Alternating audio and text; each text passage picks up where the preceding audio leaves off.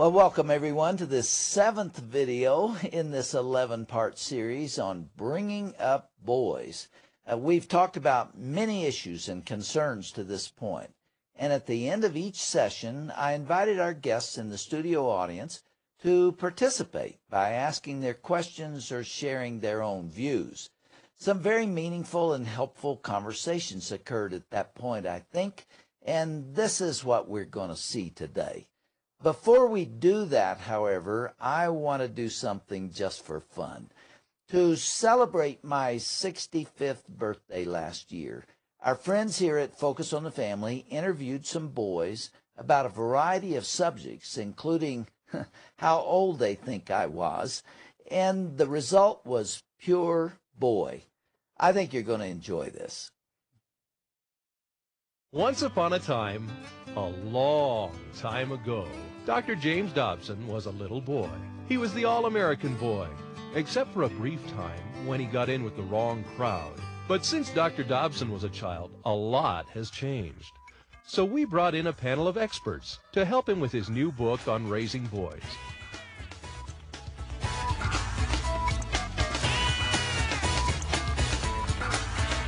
Boys are more smarter. Boys are stronger. You don't have to, cook. Well, you can do things that girls can't do. You don't really have to worry about dressing up and putting on lipstick and makeup. You're pretty much ruler, so anyways. And the bad part about it is you're the ones that paying all the taxes.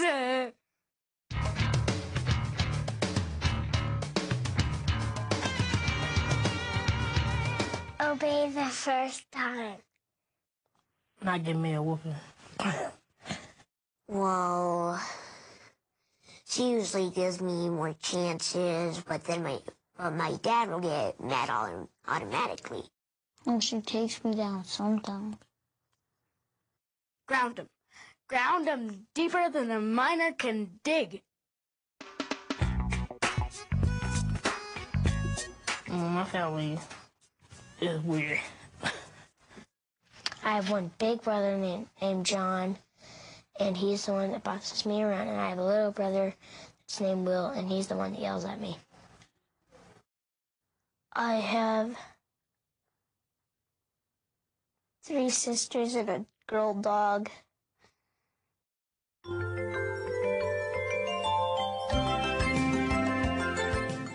My grandparents, one is really funny and he tells a lot of jokes. And my other one is really nice and she's a really good cook of waffles. And the other one is a really good cook of pancakes. My grandpa, he's like the king of lectures. Yada, yada, yada. My Dabu, she gave me coffee when I was 1 year old. And my mom's like, "Hey, what are you doing giving my son coffee at 1 year old?" Oh, they live in Pennsylvania, and I have no clue why they like coffee.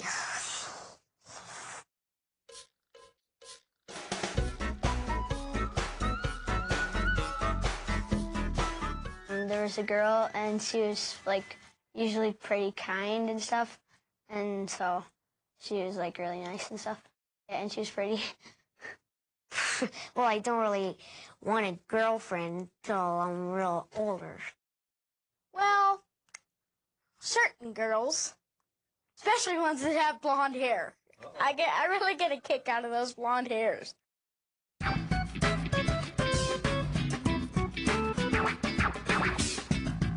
Pizza. Pizza. Chicken and broccoli and hamburgers. The country fried shrimp platter, and it's this shrimp that's covered in breading, and it comes with fries and cocktail sauce. Ooh, that makes me drool.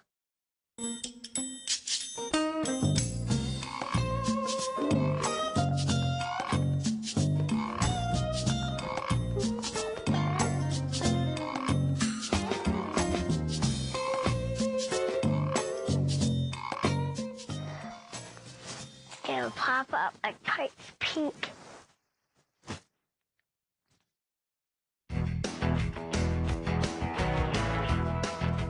Are you gonna be a football player or a daredevil? I want to be a karate teacher. A teenager.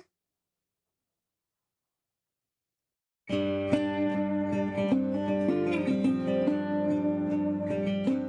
aren't perfect. Be strict or something. People will think that boys don't understand something, and they really do. Probably because they sleep in and then they pig out.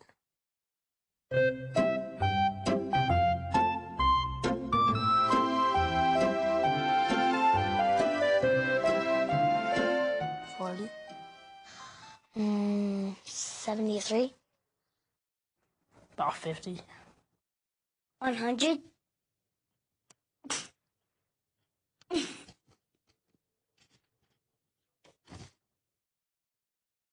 Not that old.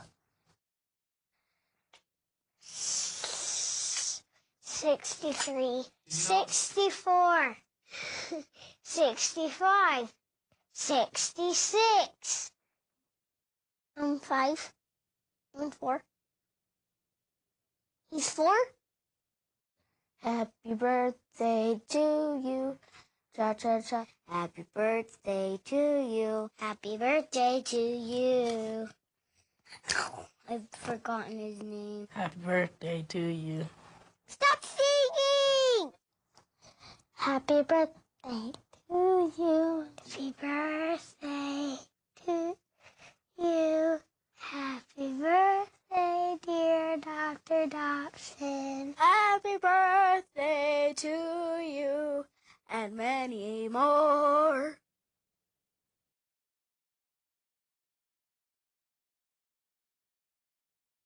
Hi, Dr. Dobson. It's nice to see you, even if this is virtual.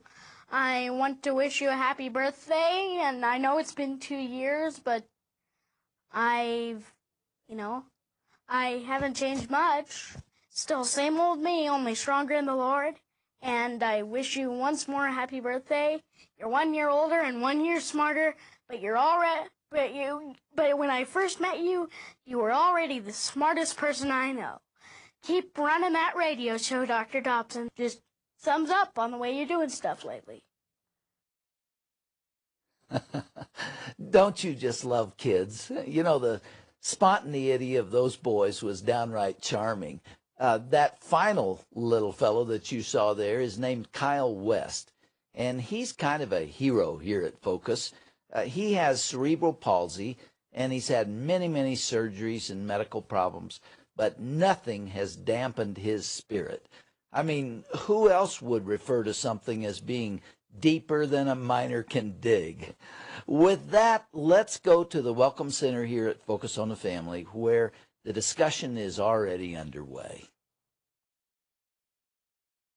My wife and I have 3 boys, 11, 9, and 3, and we just had a little girl. And for some reason, she's doing the same things the boys did, but it's cuter for some reason. It's a little girl. But the topic is affection. My wife is very affectionate with the boys, and they are very affectionate with her, and it's expressed in hand-holding and hugging and kissing. I'm very affectionate with the boys, and it's expressed in beating the tar out of one another in the living room carpet.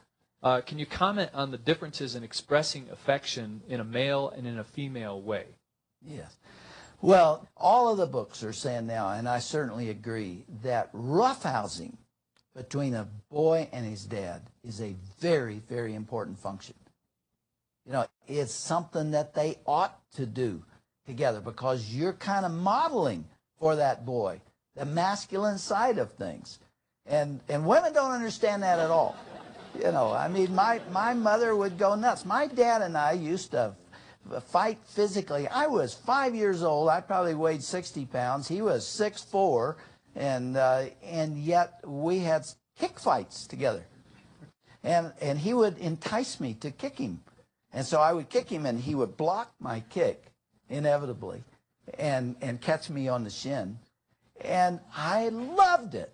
I absolutely loved it. And my mother was going crazy. Stop this, you're going to break something. You can. But I needed to do that. And it was a bonding thing between my dad and me. And it was very, very different than what I experienced with my mother. It's good for the dad to play ball, take the kids fishing, and later hunting. We didn't talk about it today, but boys, because of these physiological differences in testosterone, it explains why boys are interested in cars and trucks and motorcycles and skateboards and hang gliders and monsters and firecrackers, everything with action and guns. Does that shock you? No. Boys have, I think, a physiological interest in all those things, including guns. And if you don't give them a toy gun, what will they do? They will use their finger, or they will eat their sandwich into the shape of a gun. Or they'll make one out of carrots, you know. It's just the way. Well, that's the masculine side, and you can relate to him better on that level than your wife can. So it's really the best of both worlds. You know, it is that feminine protection and love that only a mother can give, and it is that rough and tumble aspect of masculinity. It's a great combination. I think God had it in mind. Anybody else? Yes. Knowing the difference in boys and their activity level and their noise level, and I guess how as a parent do we interact with that, knowing our school system and our education system? Yeah. Well, it's a very good question, because schools are not designed for boys. They really aren't. They're primarily designed for girls. And they're designed usually in the elementary school by women for girls. Now, I don't mean that in a disrespectful way. It's not something that, that people set out to do to discriminate or what have you. But boys find it very hard to sit. I had a grown man tell me not long ago that when he was in kindergarten, he said, I thought to myself, if they would only let me stand, I'd be okay.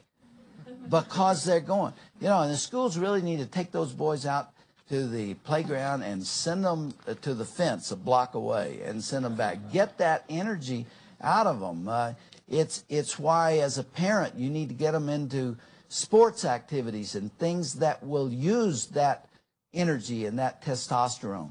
And you might need, when a boy is very young and finds it very difficult to cope with the pressures of school, you might need to get him into another setting, especially if you have one that was born a little bit late in the year.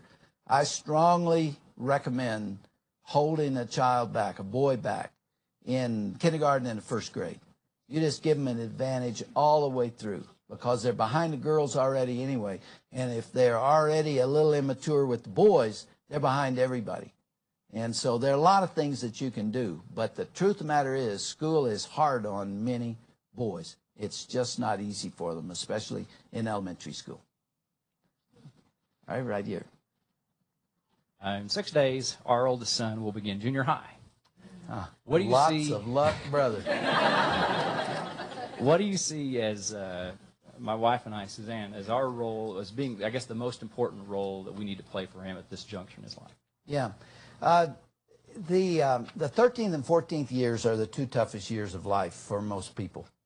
And that period of time can be so tough, because kids are so vulnerable, and all that sexual awakening that occurs begins to take place, and they feel rejected, and they feel ugly, and they feel left out and rejected and not invited. It's a very tough period of time. It usually only lasts 2 to 3 years, and most kids work their way through it and grow from it. I told you the 13th and 14th years for me were the two toughest years of my life. Much of what I like about myself today came out of those two years. It's where self-discipline eventually came from. It's where my love for kids came from, my understanding of kids, and my desire to communicate about kids. A whole lot came out of that era, and you will get your kids through it. Okay, right down here. I have two young sons that are 6 and 8, both, like one of the other guests here, you know, football, hockey, everything. One of my concerns that I see with my two sons is that they are so competitive to each other, and they will fight, hack, slash, do whatever to win. And that's good, I think, because I think it teaches young boys as men, but it's also, their mom came from a family of no boys. So she's always no, no, no, and I'm like, you need to let them do that. But even then, I'm like, there are limits. And sometimes I have a hard time figuring out where those limits need to be. Yeah. So. Well, you do set limits, and I don't want to imply by what I've said today that you just let boys run crazy, you know, and not rein them in. You do need to set limits, and especially on the sibling rivalry thing. By the way, speaking of sibling rivalry, you do remember what the first murder on record was? Cain killed Abel, and they've been fighting ever since. Sibling rivalry, especially a couple of boys together, is absolutely inevitable, and it does irritate and grate on parents, and there are things that you can do to control it, and you should, but it's also part of the game. Women are seeing something in their boys that they don't recognize. See, and if they weren't raised with brothers, they're seeing something like you're talking about there that they didn't experience. Who are these kids? I think it's one reason my book has sold as well as it has. It's #1 right now. Why? Because there are many women who look at those kids and they don't know them, and they can't figure out why they're like this, and how in the world can they fix them? You know, but they don't have to fix them. They just have to cope with it for about 18 years. Yes? We have a unique situation. We raised 2 boys that were at elementary school in the 70s and are now raising 2 boys in elementary school today. But where our problem is we held both of the boys out of school a year, and now our oldest boy in 5th grade is so proud that he's the biggest kid in the school, but he's playing intramural sports with the girls after school and flag football and basketball, and we're trying to teach them that, yes, they do have respect for women, and you open the door and you're kind, but these are the same girls that they're getting attacked by after school intramural sports. What do you do? You see, there is a counterpart to what I've said to you today. As we are trying to understand boys the way they are, we also have to recognize that girls today are far more aggressive than they've ever been. They're sexually aggressive. I mean, who's calling who? That's right. You know, the girls are doing the calling. That still bothers me. I don't know if it does you. As a parent, I would not permit that. I mean, at 12 or 13 years of age, I wouldn't have these girls calling. And they ask for the dates, and they plan the dates, and all of these things. I think that's a mistake. Again, it is not allowing the temperament of masculinity and femininity to play itself out. And you're caught in the culture to some degree. There is very little that boys do that girls aren't also doing. I wish that it were possible to have some arena that was exclusively the domain of boys. The military used to be that. It's not now. Combat used to be that. It's not now. I guess football is about the only thing that's left. But even there, it's been invaded. Now, why is that important? Because boys have a real hard time knowing who they are. In this culture, boys are growing up not knowing what it means to be a boy, and certainly not knowing what it means to be a man. And if the whole culture is homogenized and that unisex thing is still predominant as it is, then boys just do not comprehend why they're different. And when they don't know, it creates major problems later in life. And that's one of the things we're going to talk about in future videos. Okay. The challenge we have is we role model that at home, but then when they leave the house, go to school, go to friends, everything they're seeing is counter and goes against that respect that males should have for women. Could you give me any insight, any way of handling that? You know, they're gone so much out of the house, and the reinforcement isn't there when they're at school or at friend's house. It's a very important question because nearly every parent deals with that. The culture is working against you, not only in other homes, but in what they see on television, and what they see in the movies, and what goes on in school. All of that is countering what you're trying to do at home. That's why this is a tougher time to raise kids, I believe, than has ever occurred before, because the culture is not supportive of parents. It is trying to counteract everything you say, and it does it with a vengeance. And I think it's important for you to sit down and talk to your kids about that and say, we're trying to live by a different standard than the rest of the world. You know, we're trying to employ some things here that in the long run are going to work to your advantage. And so when you leave here, you're going to see other things. You're going to see kids that are doing wrong things. You know, when I was just about a teenager, I was riding in a car with my parents one time, and they thought this would be a good time to talk to me about what was coming. I later took that idea and developed it into what's called Preparing for Adolescence, which came out of that conversation with my parents. And in the car that night, I remember my dad saying to me, he talked to me about sex, told me what was coming, and he said, I want to warn you about something.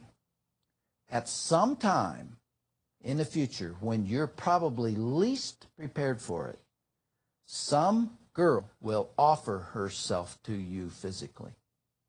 And if you haven't thought that through in advance, and you don't know how you're going to deal with that, you're just going to be carried along with it, and you're going to make the biggest mistake of your life. So watch for it. It's going to happen. It happens to almost every teenager.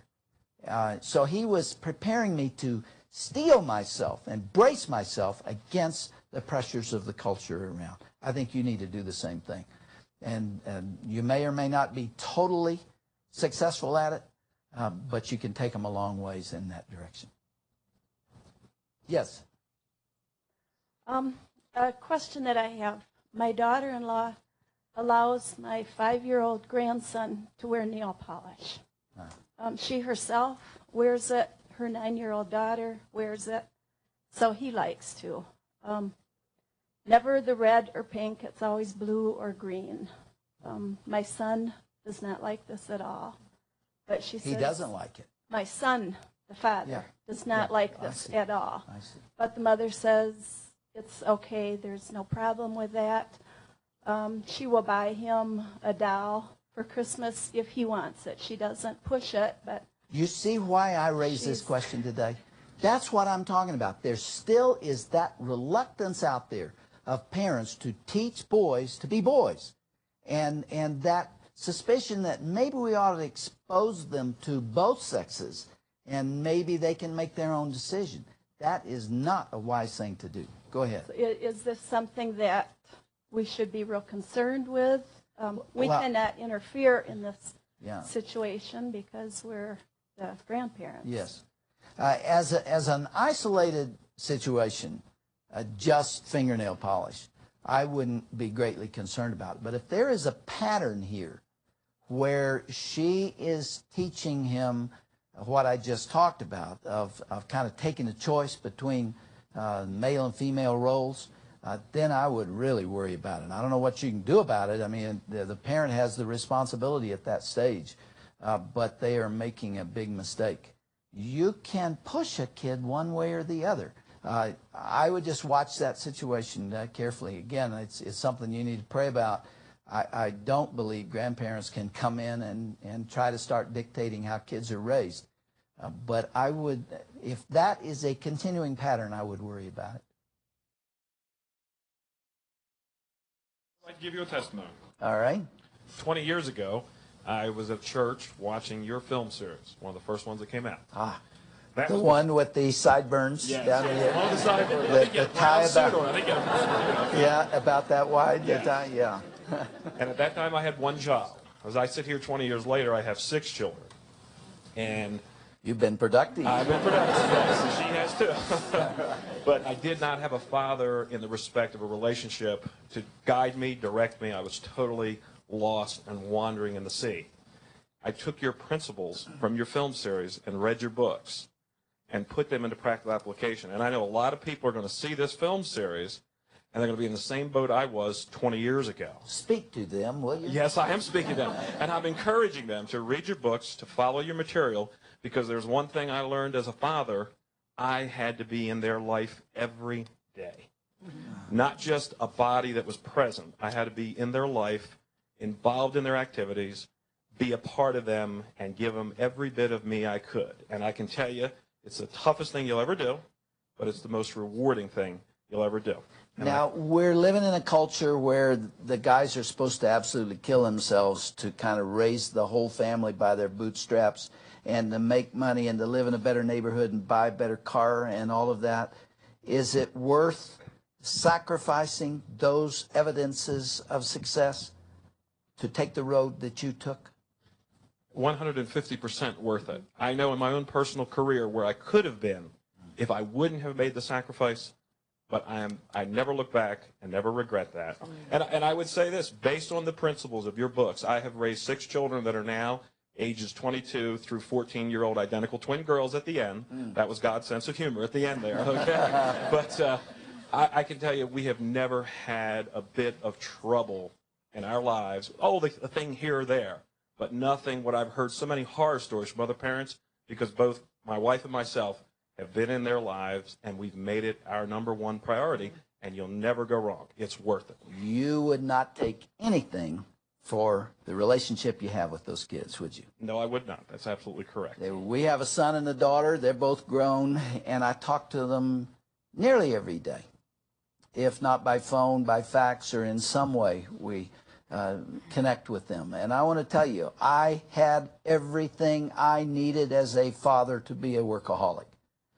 When I received my PhD, the whole world opened up to me, and my books began selling, and the phone was ringing, and I had all kinds of opportunities on television. I was a regular on network television. I mean, all kind of things were going on.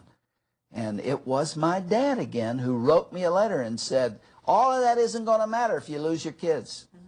And he pulled me back from that. And I resigned from USC School of Medicine and Children's Hospital and opened a little 2-room office called Focus on the Family in order to be home with my kids. And so that passed on to the next generation. You can do it. You can make tough decisions. That was a hard one for me. That was a position I was really enjoying in the academic world.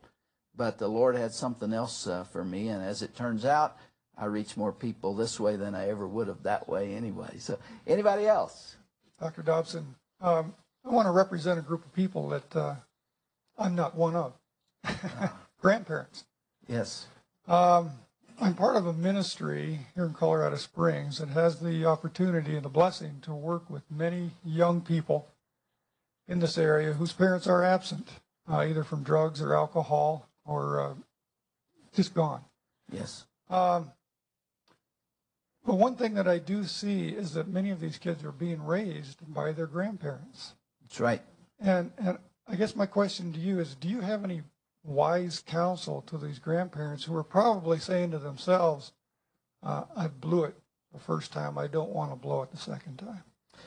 Well, and as a matter of fact, I have a chapter on that in Bringing Up Boys, and then talked about it in the final chapter as well, because grandparents are in a critical position to influence kids.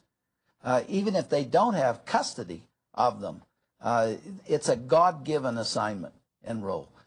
My mother and father, of course, were both deeply committed to the Lord, but do you know that it was my grandmother and my great-grandmother that had the greatest spiritual impact on me? Because they talked about him all the time. And that is, the role that a grandparent can play. Now, I do have to tell you that my heart goes out to those grandparents who thought they had the job done, and all of a sudden they start over. That is a tough assignment because, as we have already seen, kids are rambunctious And it was, the parenting job was designed to be done by people who are a little younger than that. And it is tough to have to do that. But you do what you have to do. And if there's no one else there to handle the responsibility we're talking about, grandparents can come in and do it. But they need all the help they can get and all the support they can get. And that's what I tried to write about in the book. Okay. My husband and I are blessed to be raising 4 boys, so I'm appreciating your book. You don't look tired enough for that. How critical, I think where we lack is taking that individual time with each one. It's difficult. We do a lot together. We have a cabin in the mountains, and we spend a lot of weekends there together. But how critical is that individual time together? Well, that's the key to everything. You know, in the 70s again, and the early 80s, what you frequently heard was that it's not the quantity of time, it is the quality of time. And that became kind of an excuse. It became kind of a guilt reducer for not giving the kids either one sometime. And it doesn't hold up. It's not just enough to have 30 minutes of absolutely fantastic time with your child per day. It is the quality and the quantity of time. And that's been demonstrated a lot of ways. In fact, I described it this way. Let's suppose that you were very, very hungry and you hadn't eaten all day and you went to a restaurant and you ordered the finest steak that was on the menu. You're willing to pay for it. You'd save your appetite for it, and you couldn't wait till it came. When the waiter finally brought it, there was a piece of meat 1 inch square in the middle of the plate. And you say, "What is this? I ordered the finest steak in the house, and you bring me this?" He said, "Ma'am, this is the best steak we have." You know, it's not the quantity that matters, it's the quality, and this is great quality. It doesn't work that way. You've got to spend the time. Values are not taught to kids. They're caught by them. And they're caught by the routine togetherness of everyday life. Okay, in the back. Yes, Brother Dodson. Father of 3 boys, the youngest is 20. 2 of them proudly serve in the United States Navy. I think the one word of advice that I could give to parents, to dads, is even though I was home, I didn't seek my children out. You sat down after a hard day of work and you let them be. And I think that was the largest mistake that I made, is not seeking them out and being with them. Well, I appreciate your honesty about that, because many, many other fathers have made the same mistake and are making the same mistake. It's not enough just to be there. You really do have to connect with them. And frequently, it's up to you to make that connection. I appreciate your willingness to share that. Okay. I have a son who's 8 years old, and he's pretty passive and pretty much an introvert. He likes to sit and color and play. But he plays ice hockey. And when he gets out on the ice, he's very famous for checking and tripping. And is this normal for a switch in behavior like that from every day? You mean that's the characteristic just on the ice? Right. He's pretty much just on the ice. He gets pretty aggressive where he's sitting out often because Dad's How old is he? He's 8. You will see more of that in years to come. Yeah. What you're seeing there is a foretaste of certainly the adolescent years. Again, the competitiveness in a boy is something that we have to understand if we're going to relate to him properly.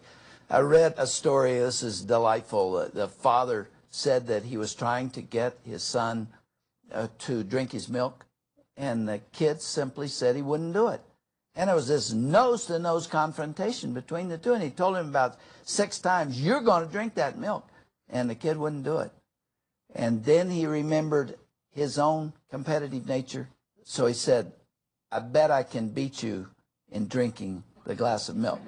So they poured milk, both of them had it, and they drank the milk down and put the glasses down, and instantly his son said, "Let's go 2 out of 3.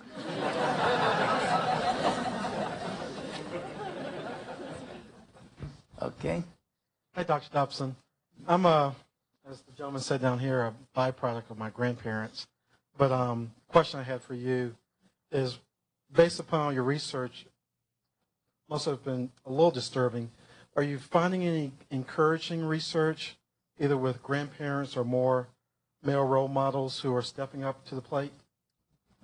Absolutely. There are people who understand this, and there are those who feel like they've really got to do something, and if they don't, they're going to miss a tremendous opportunity. So people are pulled one way or another. I think there are more and more people moving away from family life. There are others who are saying, wait a minute, this is the most important thing that I could be doing, and they're moving toward it. And that is encouraging to me. I mean, look at the organization around you. I didn't set out to build this. You know, I mean, this is an 80-acre campus. There are 1,300 people who work here. How did this come about? It was, first of all, because God blessed it, but also because people are seeking that kind of help and that kind of information. And I'm thankful that they are. The information is available. It's not rocket science. You don't have to read 20 books in order to relate to a kid. You just have to care and to make an investment. And Paul Keenel, Dr. Keenel right here, was the executive director of what started out to be the California Association of Christian Schools and then became Association of Christian Schools International. You've been listening today. You've also had a lot of experience with kids. You had your own radio program. You got anything to say to us? Jim, my father died when I was 7. He was a pastor. And I think back to that time, I was gone from school for about 10 days after my father died. I came back, and the principal saw me in the hallway, and he said, Paul, where have you been? I said, my father passed away, and I'm just now coming back to school. And this was 60 years ago, and I can remember the principal taking me, putting his hands on my shoulder. He said, Paul, I'm so sorry. And he didn't say a whole lot, but he looked me straight in the face, put his hands on my shoulders, and showed real concern and compassion to me. Isn't it interesting that you remember that day? I can remember everything about that day. And I'll bet that you can't remember anything that happened the day before that. No. Or the day after. Why did this one stick in your mind? He cared. Yep.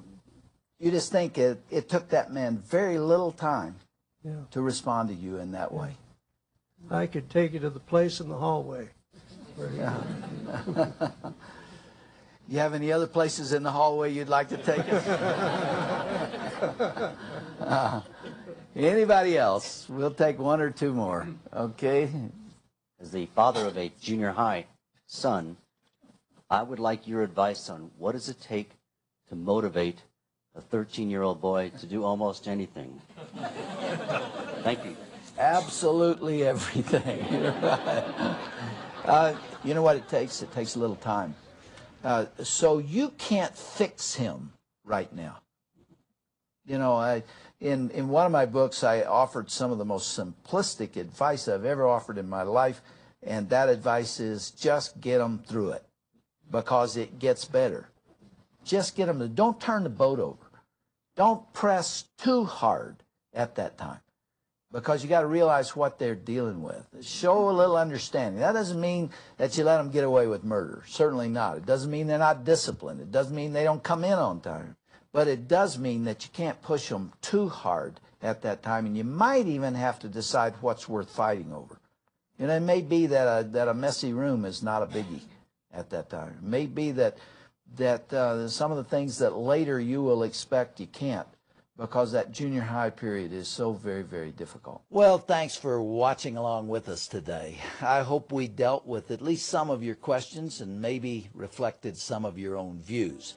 And I also hope that you'll be with us for the next video, number 8, which deals with what I call Men Are Fools. This is a very emotional discussion that you won't want to miss. I'll see you then.